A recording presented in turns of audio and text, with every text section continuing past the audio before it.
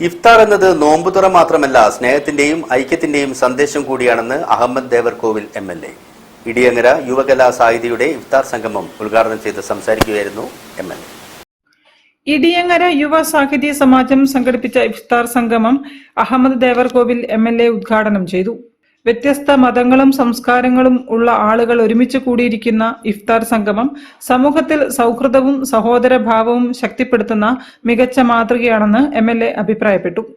തുടർന്നും എല്ലാ വിഭാഗങ്ങളെയും ചേർത്ത് പിടിച്ചുകൊണ്ട് ഒരു വലിയ ശക്തിയായി മുന്നേറാൻ ഈ സംഘത്തിന് സാധിക്കുമാറാകട്ടെ എന്ന് ആശംസിച്ചുകൊണ്ട് ഔപചാരികതയ്ക്ക് വേണ്ടി സർവശക്തനായ അല്ലാഹുവിന്റെ നാമത്തിൽ ബിസ്മില്ലാഹിർ റഹ്മാനിർ റഹീം എന്ന് പറഞ്ഞുകൊണ്ട് ഈ ഇഫ്താറിന്റെ ഉദ്ഘാടനം നിർവഹിച്ച് അറിയിച്ച് അവസാനിപ്പിക്കുന്നു.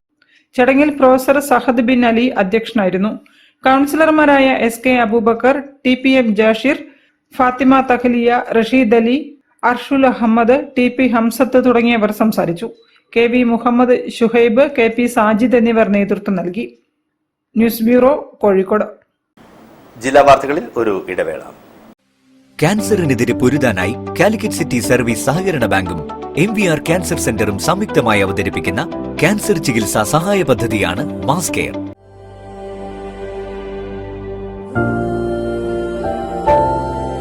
We will treat you well. Astor Men's Hospital, Calicut.